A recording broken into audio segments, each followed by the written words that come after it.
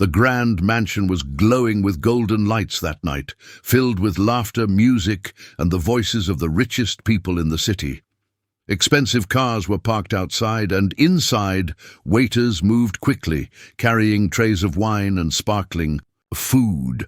Everyone was dressed in fine clothes, and all eyes were fixed on the billionaire who stood at the center of the hall. He loved being the center of attention. His sharp suit, his loud voice, and his arrogant smile made it clear this was his kingdom, and the guests were his audience. The billionaire tapped his glass with a spoon to grab everyone's attention. The chatter slowed down, and the crowd turned toward him. He enjoyed the silence, letting the moment stretch longer, making sure everyone was watching. Then he walked toward the grand piano, a shiny black instrument that stood proudly in the corner of the hall. He placed his hand on it and smirked. "You all know," he said loudly, "this piano is not for everyone. Only someone with real genius can play it." He paused for effect. "In fact," he laughed, "I'll make a deal. If anyone here can play this impossible piece, I'll marry them on the spot." The guests burst into laughter. Some clapped, some shook their heads, and others whispered to each other about how ridiculous the statement was. Everyone thought he was joking, but the billionaire was serious in his own way. Serious about showing off and making others feel small. As he continued to boast, his eyes wandered to the side of the hall. There, quietly sweeping the floor, was the janitor. The man wore a simple uniform and kept his head down as if he was invisible, but the billionaire noticed him, and that gave him a new idea. He pointed at the janitor, his voice sharp and filled with mockery. "Look at him," he said, making sure everyone heard. "Do you think this man can even touch this piano? He's not even fit to clean it, let alone play it." The crowd roared with laughter again. Some people covered their mouths, trying to hide their smiles, but most of them enjoyed the insult. The janitor didn't look up. He continued to sweep as if the words didn't touch him, but inside his chest something stirred. He had been called many things in his life. Poor, useless, invisible, but every insult was like a spark on dry wood. The billionaire, encouraged by the laughter, walked around the piano and sat down at the bench. He pressed a few keys and played a short, clumsy tune. The crowd applauded politely, even though the music was far from impressive. "See!" the billionaire shouted. "That's talent!" He laughed at his own joke, and the guests joined in again. Meanwhile, the janitor paused for a moment. His hands rested on the handle of the broom, and his eyes, tired but deep, looked at the piano. Memories rushed back to him. Memories of another time, another life. Years ago, before life had turned harsh, before bills and struggles had taken over, he had sat at a piano just like that one. He had played with passion, with skill, with heart. Music had been his dream. But life does not care for dreams, and he had been forced to let it go, forced to take whatever job he could find to survive. Now, standing in that grand hall, listening to the laughter and the mockery, he felt the dream stir again inside him. He didn't show it on his face, but in his heart he made a decision. The billionaire kept bragging, showing off to his guests, but no one noticed the janitor's faint smile. It wasn't a smile of amusement. It was a smile of quiet strength. He had been underestimated all his life, but tonight something was different. Tonight he was not going to stay silent forever. The crowd moved on to more jokes, drinks, and shallow conversations, but the challenge still floated in the air like smoke. "If anyone can play this piano, I'll marry them on the spot." Everyone thought it was a joke, impossible to fulfill, but deep inside, the janitor knew the truth. This was his chance, the moment fate had placed in front of him.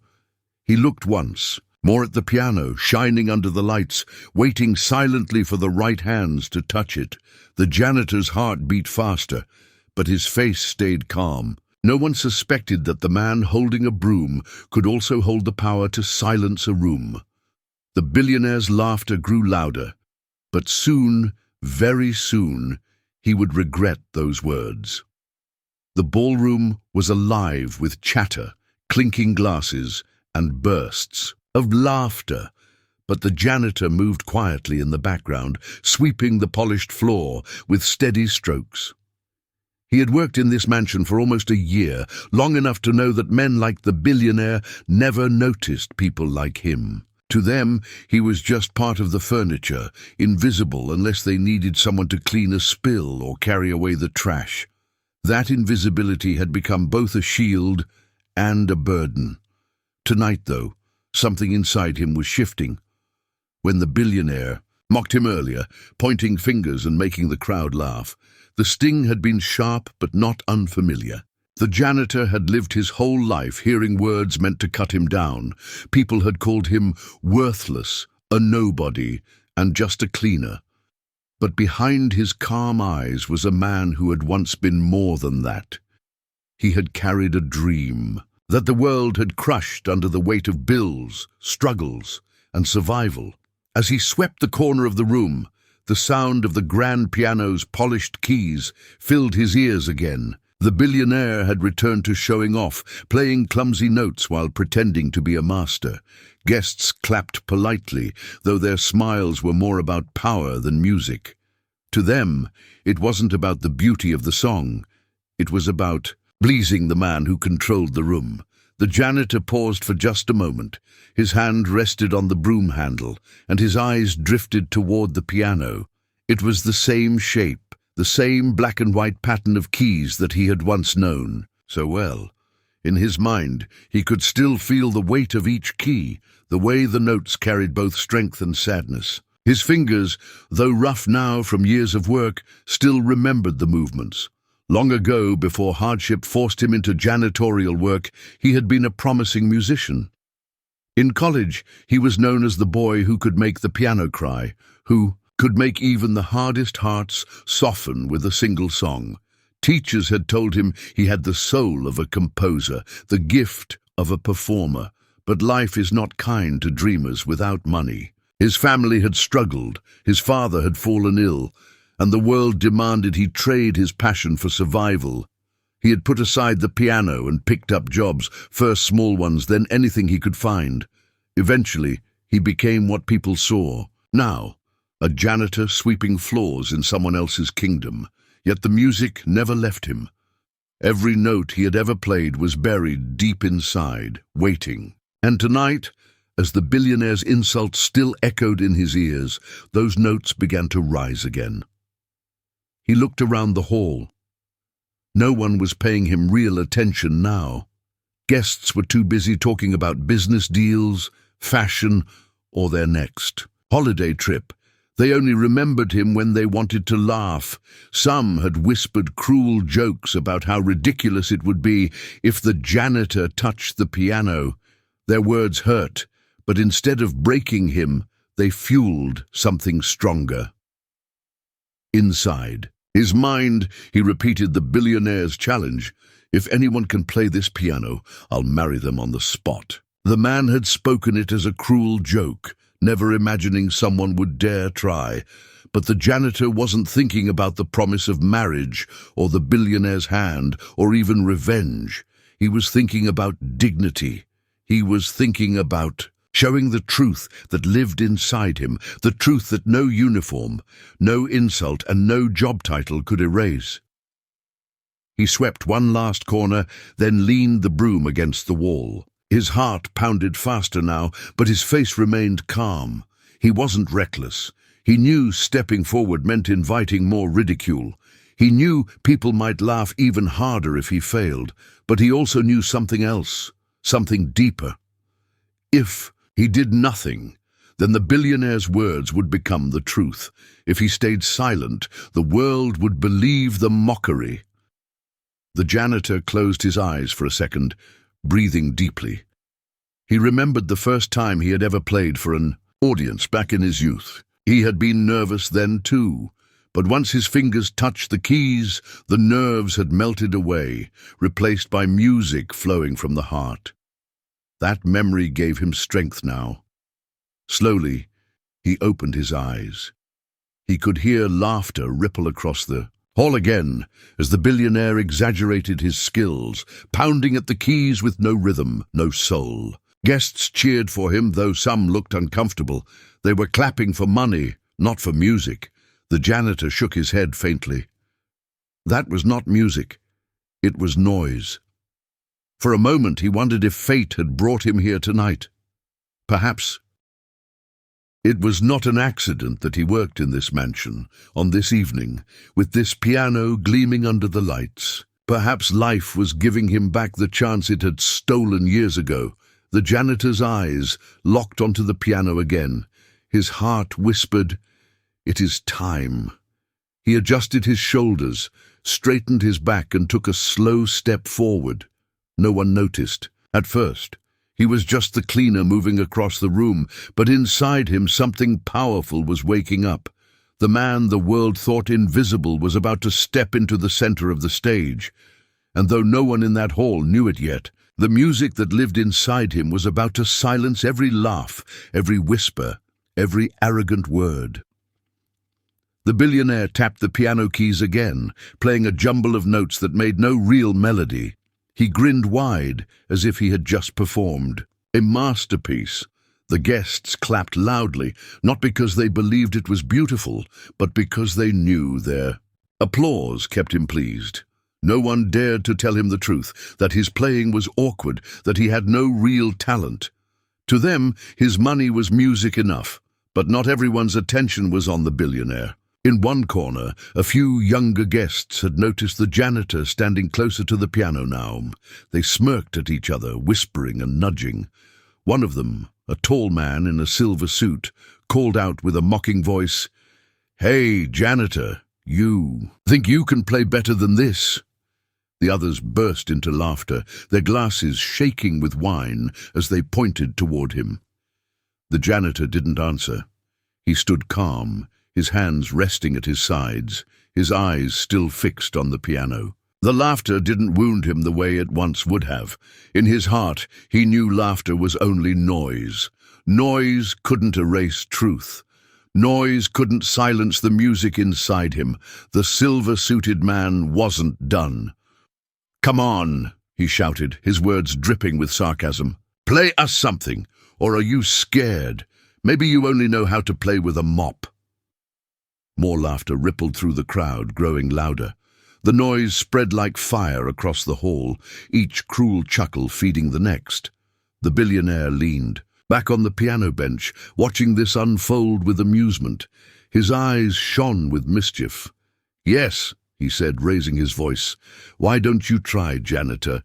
Show us what you've got, or are you afraid to embarrass yourself in front of such fine company?" He stretched the word "fine" as if to remind the janitor that this hall was no place for him. The crowd clapped and cheered, not out of kindness but out of hunger for entertainment. They wanted to see a show, even if the show was just the humiliation of a man they considered beneath them. Phones came out of pockets, cameras clicked on. They wanted to record the janitor's shame and laugh about it later. The janitor's lips curved into a faint smile. It wasn't wide enough for anyone to notice, but it was there. He could hear the cruelty in their voices, the arrogance in their laughter, yet none of it touched the quiet strength inside him. He took a slow breath, his chest rising and falling, and then finally spoke. His voice was soft but steady. "Music isn't a game," he said. "It's truth." For a moment, silence fell. The crowd blinked, surprised at the boldness of his reply. Then the laughter came back even louder than before. People slapped their hands against their knees, doubled over, repeating his words as if they were the funniest joke they had ever heard.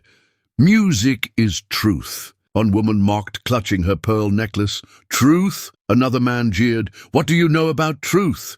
You clean floors!" The billionaire smirked, waving his hand as if brushing away an insect.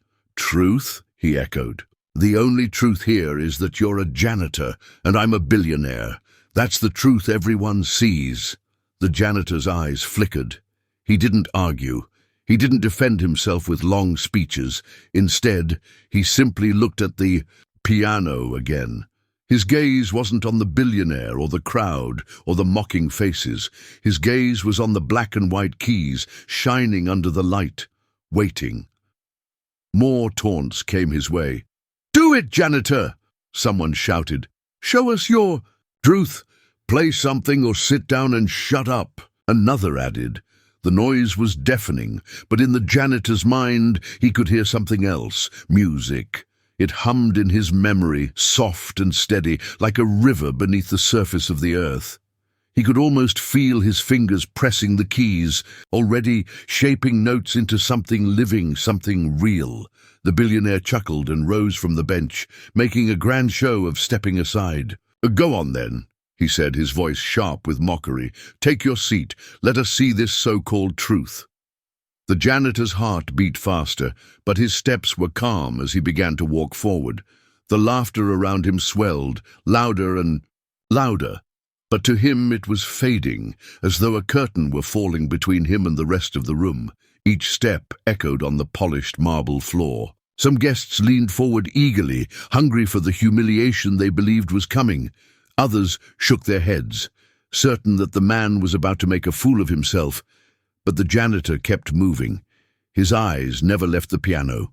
The closer he came, the quieter the world seemed to grow inside his head. The laughter was there, the whispers were there, but they were far away. All that mattered now was the instrument in front of him. He stopped beside the bench, his rough hands brushing against the glossy wood. The crowd jeered, waiting for him to sit, waiting for the disaster they believed was certain. The billionaire folded his arms, smiling coldly, eager to see him fail. The janitor drew in one more deep breath. He knew this was the moment. The mockery had reached its peak. The crowd was restless, and the stage was set. All he had to do was place his hands on the keys, and when he did, the room would never be the same again. The ballroom shimmered with golden light, chandeliers sparkling above, as laughter echoed across the walls. The guests were restless now, whispering and nudging one another as the janitor stood beside the glossy grand piano. His presence there felt out of place, almost scandalous.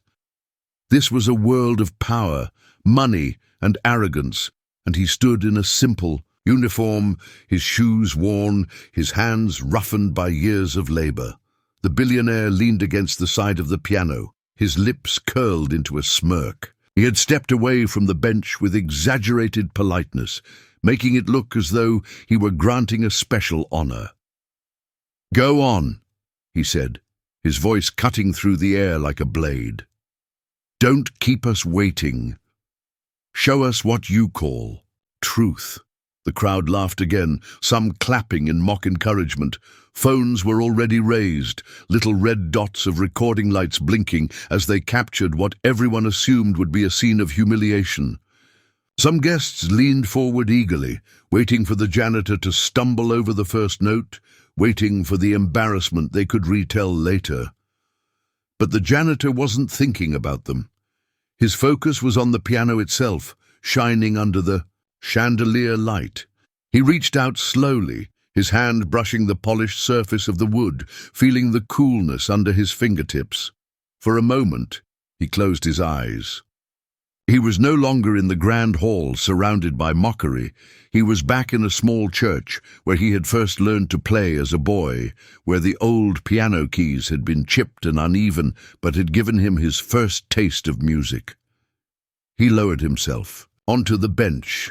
The room quieted just slightly, curiosity slipping into the laughter. His back straightened, his shoulders relaxed, and his hands hovered above the keys. He did not rush. Every movement was calm, deliberate, as if he had all the time in the world. "Come on already," someone shouted from the back. "We don't have all night." Another voice followed, dripping with sarcasm. "Maybe he's trying to remember where the keys are." The laughter rose again, bouncing off the high ceilings. The billionaire chuckled, shaking his head. "Don't worry," he told the crowd. "This will be over in seconds." The janitor inhaled deeply. His fingers trembled just slightly, not with fear, but with the weight of the moment. He could feel the eyes on him, the heat of their doubt, but he had lived with worse. He had faced hunger, rejection, and endless days of thankless work. Their laughter could not break him now. He let his fingers press down on a single key. A soft note filled the air, pure and steady. It was nothing more than a test, a greeting to the instrument. Then, slowly, another note followed, and another. The sound was gentle, almost hesitant at first, like a whisper carried on the wind. The crowd chuckled again. "Is that it?" one man mocked. "Even my child could do that." But the janitor wasn't rushing. He was letting himself fall into the rhythm, letting the piano speak back to him. The first few notes were small steps, and then he let his hands glide. The laughter began to fade as the melody grew clearer. His fingers moved across the keys with grace, touching each note with precision. The sound was no longer hesitant. It was steady, confident, alive. The guests leaned in despite themselves, the sarcasm slipping from their faces. The billionaire's smirk faltered slightly. He crossed his arms, trying to look amused, but his eyes narrowed. Something in the janitor's playing was different. This wasn't random noise. This wasn't luck. The janitor's body swayed slightly with the rhythm. His eyes half closed as he lost himself in the music. The notes spilled out in perfect sequence, flowing like water, each one connected to the next. The sound filled the hall, weaving through the air, touching the ears of every guest. For the first time that evening, silence spread. Not because the billionaire demanded it, but because the music demanded it. The guests forgot to laugh. They forgot to mock. Their eyes widened, their mouths hung open, as the janitor's hands moved faster, stronger, carrying emotion in every note. A woman near the front clutched her chest, her eyes glistening. She had been one of the loudest voices laughing earlier, but now she felt something stir inside her, something she hadn't felt in years. The janitor pressed harder, his fingers dancing across the keys in a storm of sound. What had begun as whispers grew into waves, and then into thunder. The chandelier light seemed to flicker, as if the music itself commanded the room. The billionaire shifted uncomfortably, glancing at his guests. He expected them to laugh, to keep mocking, but their faces had changed. They weren't laughing anymore. They were listening, truly listening. The janitor's hands moved as though they carried stories untold, stories of pain, struggle, and resilience. Every note was a word, every chord a sentence. His music told the truth of who he was, the boy who once dreamed, the man who had been beaten down, and the spirit that refused to die. When he paused for a breath, the silence that followed was heavy, powerful. Not a single guest dared to speak. Even the air itself seemed to hold still. Then, without hesitation, he began again, his fingers leaping into a more complex melody, one the billionaire had bragged was impossible to play. Gasps broke out in the crowd. People turned to each other in disbelief, whispering, "Is this real? How can he do this?" Phones zoomed in closer, not to capture failure, but to capture brilliance. The janitor's face was calm, his expression focused. His body moved with the rhythm, but his heart poured into every note. For him, this was not just about proving them wrong. It was about reclaiming the part of himself he had lost long ago. By the time he reached the final sequence of notes, the hall was utterly silent.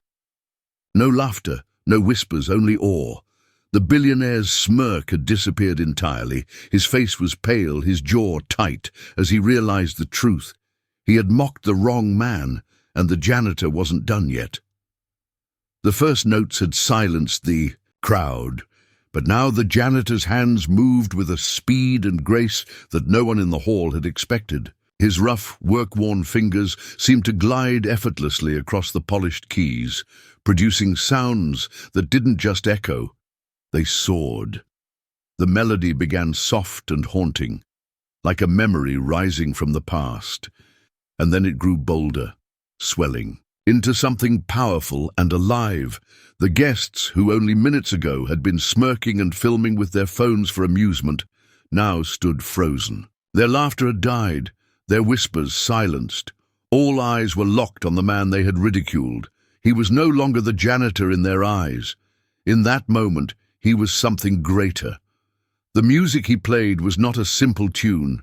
It was layered, full of emotion. It carried sadness in one moment, joy in the next, then hope, then fire. Each note seemed to tell a story of hardship, loss, resilience, and quiet triumph. His body swayed gently with the rhythm, his eyes half closed, his lips pressed in concentration. Every movement of his hands was precise, controlled, yet bursting with energy. The billionaire leaned forward now, his smirk long gone. His arms were folded tightly, his jaw clenched. The piece the janitor was playing was not just any song. It was the same composition the billionaire had boasted about earlier, claiming it was impossible to master. And yet, here was the janitor, playing it not only perfectly, but with a soul and depth that the billionaire could never hope to reach. Gasps rippled through the crowd. One woman whispered, "I've heard this piece attempted in concerts, but never like this, never so alive." A man near her nodded, unable to take his eyes off the stage. Even the waiters carrying trays had stopped in their tracks, stunned by the sound filling the hall. The janitor's fingers flew faster now, crossing over one another, striking keys that demanded precision and speed. He did not falter once. His rhythm was steady, his touch both delicate and commanding. It was as if the piano had been waiting its entire life for his hands, and now, under his touch, it spoke its truest voice. Some guests felt chills down their arms. Others felt tears sting their eyes. The music was no longer entertainment, it was an experience. It was truth, just as the janitor had said earlier. The truth of a man who had been underestimated, dismissed, mocked, yet who carried within him a fire no insult could extinguish. As the music reached a crescendo, the hall itself seemed to vibrate. The chandeliers shimmered above. The glasses on tables trembled slightly with the resonance of the sound. Guests were holding their breath, their hearts pounding with each surge of the melody. In the front row, a child tugged at her mother's sleeve and whispered, "He's playing like an angel."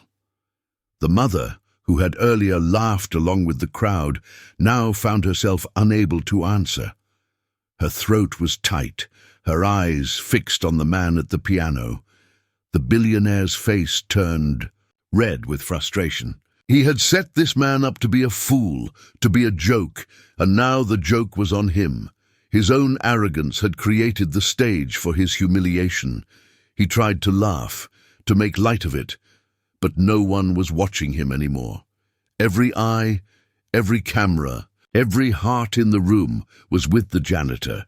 The janitor didn't notice. He wasn't playing for their approval or to prove the billionaire wrong. He was playing because this was who he was. Music was not a hobby or a trick. It was his identity, his soul. With every note, he was reclaiming the part of himself he had been forced to bury. The tempo shifted suddenly. His fingers slowed, the storm of sound easing into something tender and soft. The melody now was like a lullaby, full of warmth and memory. Guests who had been holding their breath finally exhaled, their eyes glistening. The gentleness of the music touched them even more deeply than the storm had. It was not just skill. It was feeling. Phones that had started recording for mockery were now capturing something historic, something beautiful. The guests realized they weren't just witnesses to a performance. They were witnesses to a revelation. As the final notes of this section rang out, a hush blanketed the hall. The last sound lingered in the air like a sigh, as though the piano itself was reluctant to let go. The janitor's hands rested on the keys, his head bowed slightly, his chest rising and falling with steady breaths. Then, slowly, he raised his eyes to the crowd. For the first time, he looked directly at them, his gaze calm and steady, not angry, not triumphant, just certain.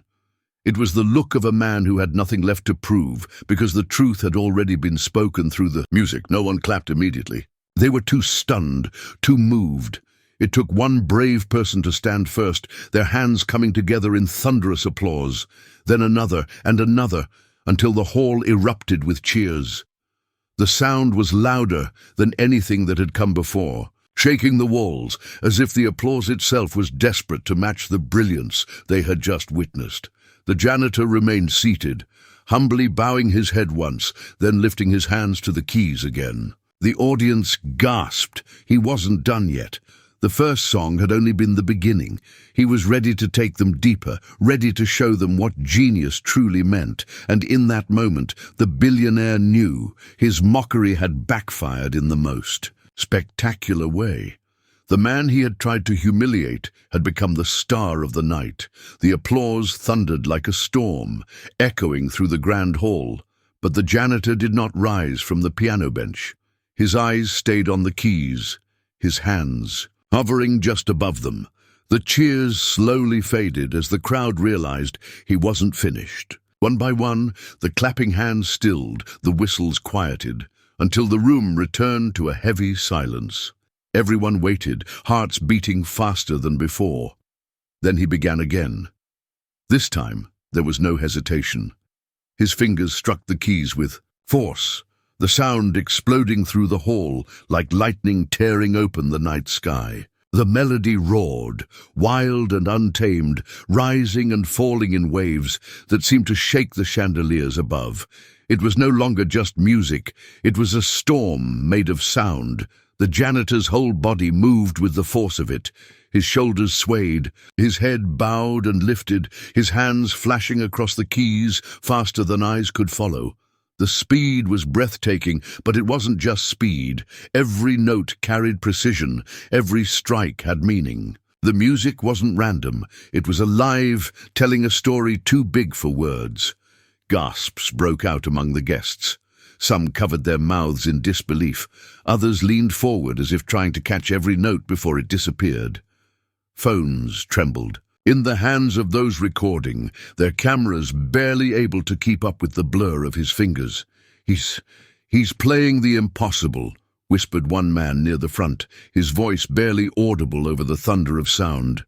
No one has ever mastered this, but the janitor wasn't just mastering it, he was transforming it. The melody twisted and climbed, fierce and relentless, before plunging suddenly into deep, aching chords that felt like the cry of a wounded soul. People felt it in their chests, in their throats, in their bones. Some blinked back tears, unable to understand how music could carry so much raw power. The billionaire sat stiffly, his smug grin gone, his fists clenched on his knees. He had once bragged that this very piece could never be played, that no one alive could perform it without error. And now the janitor, the man he had mocked as unworthy to even touch the piano, was not only playing it, he was making it greater than anyone had ever heard before. A woman in the front row broke into quiet sobs, tears streaking down her face as the notes poured into her heart. She wasn't alone. All across the hall, people wiped their eyes or held their breaths, overwhelmed by the storm of emotions crashing through them. The janitor's fingers pounded the keys in a frenzy, but his face was calm, focused, almost serene. He was not fighting. The music, he was flowing with it, guiding it, releasing it. Every ounce of pain he had ever felt, every insult, every hardship, every forgotten dream. It was all in those notes, and the crowd felt it. They weren't hearing a song, they were hearing his life.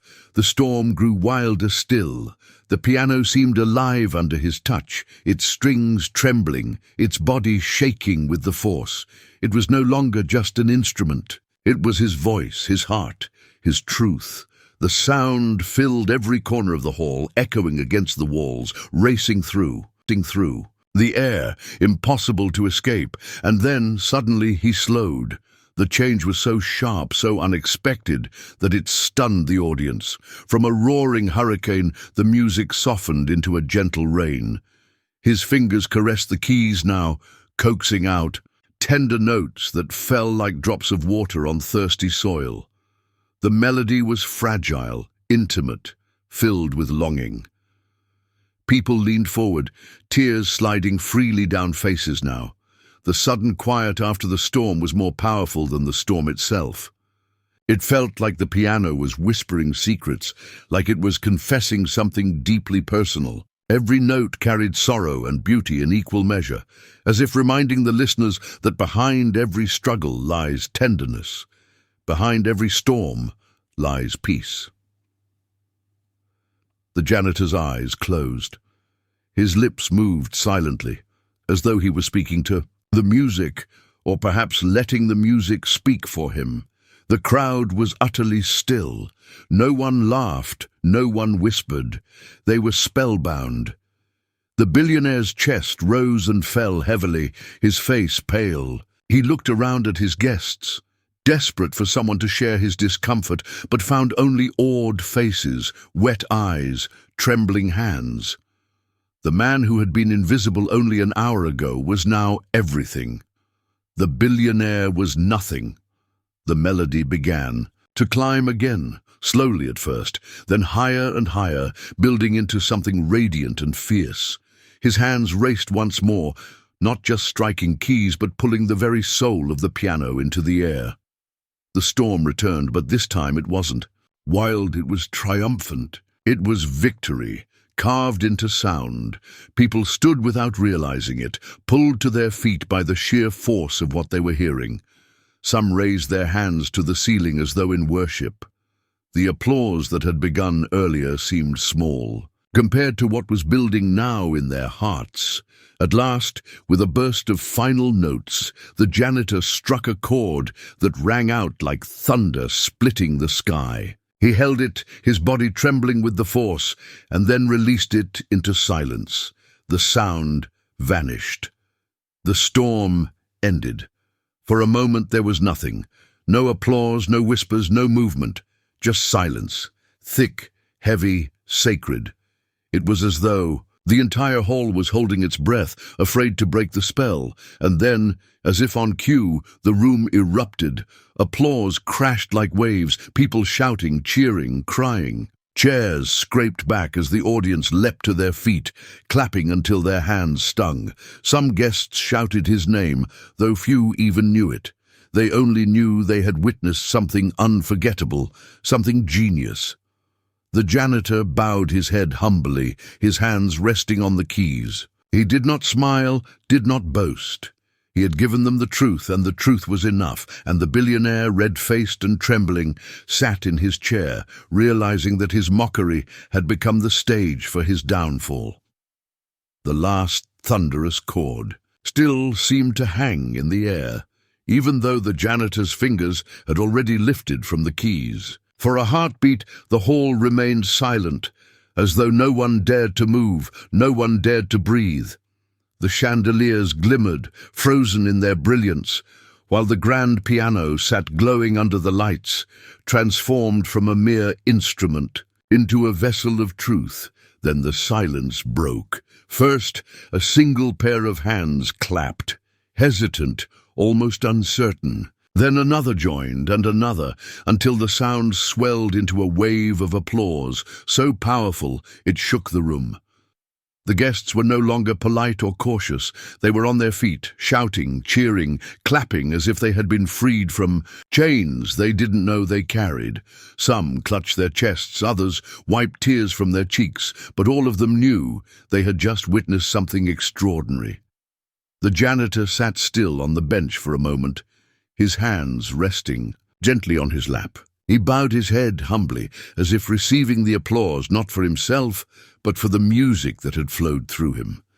He wasn't smiling widely or soaking in their praise.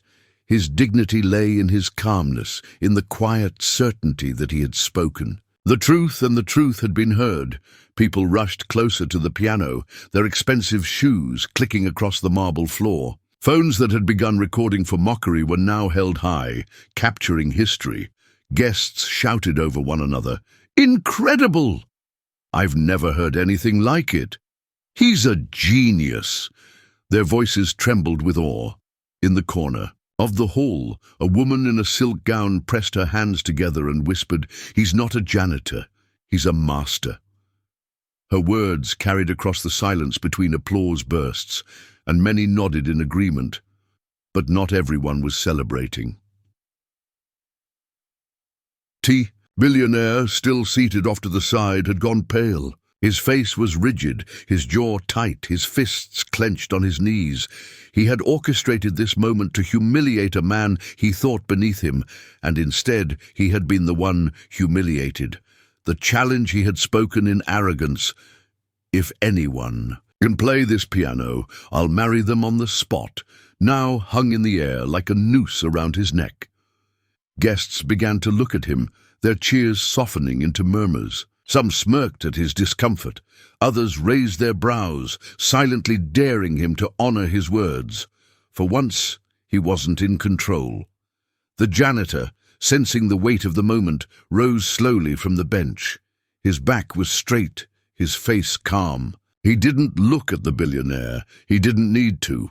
The performance had already stripped away the man's arrogance. Nothing he said now could restore it. The applause swelled again, rolling through the hall like thunder.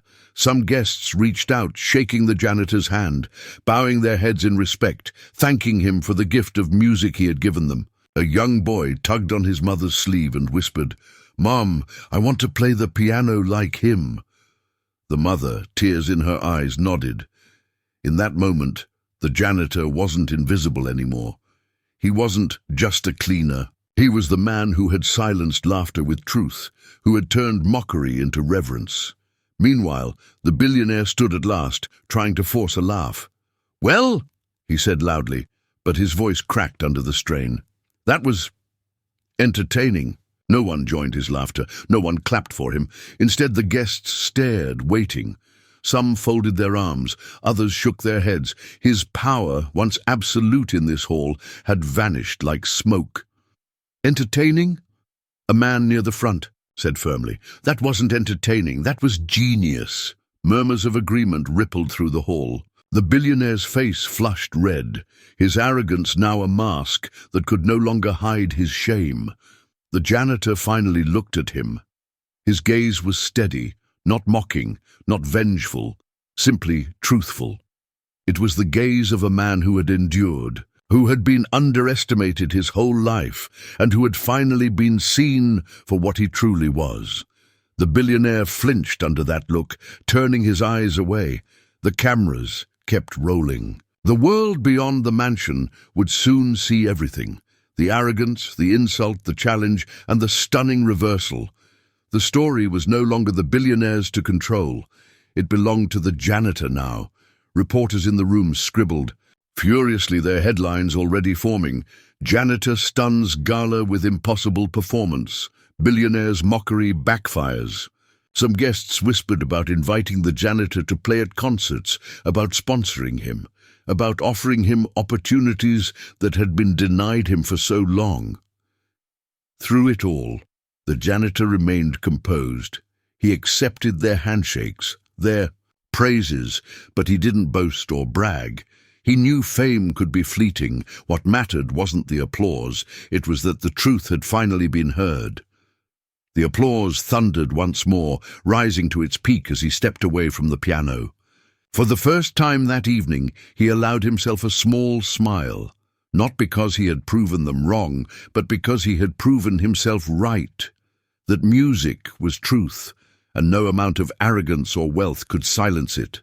The billionaire, humiliated and powerless, sank back into his chair. For the first time, he was the invisible man in the room, and the janitor, once invisible, now stood tall in the light. The night after the gala, the videos spread like wildfire. Clips of the janitor's performance flooded every social media platform, shared by guests, staff, and strangers alike. Headlines appeared before dawn: "Billionaire ridiculed, janitor reveals genius," and "The piano that silenced arrogance." By morning, millions had seen the man who once swept floors play music that touched hearts across the world. For the janitor, it felt surreal.